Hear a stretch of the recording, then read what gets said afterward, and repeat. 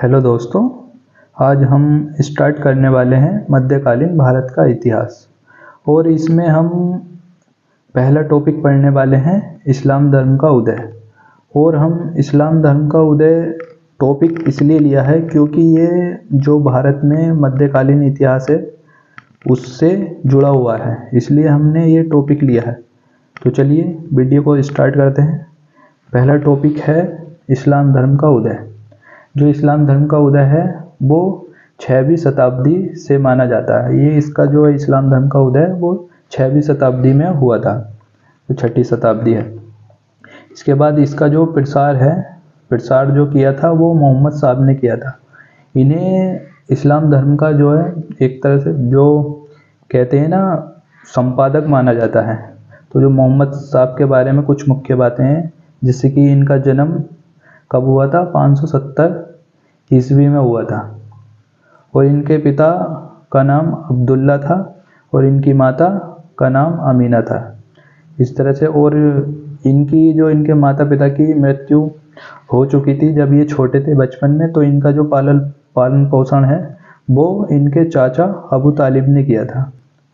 तो इसके बाद क्या होता है, बाद में ये एक तरह से एकेश्वरवाद को मानते थे और ये पहले मक्का में थे, जिसमें कि इनका जो है मक्का में विरोध होने लगा था एकेश्वरवाद के सिद्धांत को लेकर। तो इन्होंने क्या किया, ये मक्का से मदीना चले गए, जो कि 622 ईस्वी में गए थे। और इसके बाद फिर मदीना में जाने के बाद मक्का से फिर 632 ईस्वी में इनकी मृत्यु हो गई थी। और जो ये इस्लाम धर्म का उदय हुआ था ये अरब क्षेत्र में होता। अरब क्षेत्र कहाँ पर पड़ता है, आप यहाँ पर देख सकते हैं। ये अरब क्षेत्र है, ये वाला, ये सऊदी अरब और उससे जुड़े हुए क्षेत्र हैं। इसमें जो है ये अरब क्षेत्र है, ये वाला, ये अरब है, ये अरब है। यहाँ से अरब क्षेत्र में यहाँ पर मुस्लिम जो है ना, ये इस्लाम धर्म इसका उदय हुआ था। अब इसके बारे में कुछ जो नोट करने वाली बातें उन्हें देख लेते हैं, जिसमें कि मोहम्मद साहब क्या थे, ये बुद्ध परिस्थिति को नहीं मानते थे। जो बुद्ध परस्ती थी यानी कि मूर्ति पूजा, उसको नहीं मानते थे।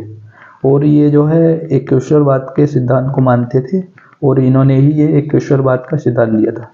एकेश्वरवाद का मतलब होता है कि एकेश्वरवाद यानी कि एक ही ईश्वर है, यानी कि सिर्फ एक ही है जिसकी हम जो है एक तरह से आस्था रखें या उसका जो चिंतन करें, या जो हिंदू धर्म में पूजा और मुस्लिम धर्म में नमाज वगैरह होती है, जो उनका वो किया जाता है, यानी कि अपने मानने का तरीका वो एक ही ईश्वर को मानते थे, यानी कि एक ही ईश्वर है। तो इस तरह से, और जो उनकी पत्नी थी उनका नाम था खदीजा, और उनकी एक पुत्री थी जिसका नाम था फातिमा, और उसका विवाह हुआ था अली से।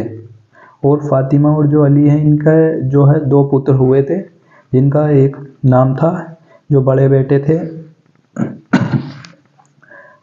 थे उनका नाम था हसन, और जो छोटे बेटे थे उनका नाम था हुसैन। तो क्या हुआ था कि जो छोटे बेटे थे हुसैन, उनका क्या हुआ था, जो करबला की लड़ाई हुई थी जो कि हुसैन और याजिद के बीच में हुई थी, इसमें क्या हुआ था, हुसैन की जो है मृत्यु हो गई थी करबला की लड़ाई में। तो इसी उपलक्ष्य में क्या होता है कि आपने देखा होगा कि जो मुहर्रम मनाए जाते हैं, यानी कि एक तरह से वो उसमें मुहर्रम में शोक मनाते हैं। तो इस तरह से इनकी मृत्यु हो गई थी जो हुसैन थे। और इसके बाद जो इस्लाम धर्म में जो है, जो मोहम्मद साहब थे, इन्हें नबी व रसूल माना जाता था।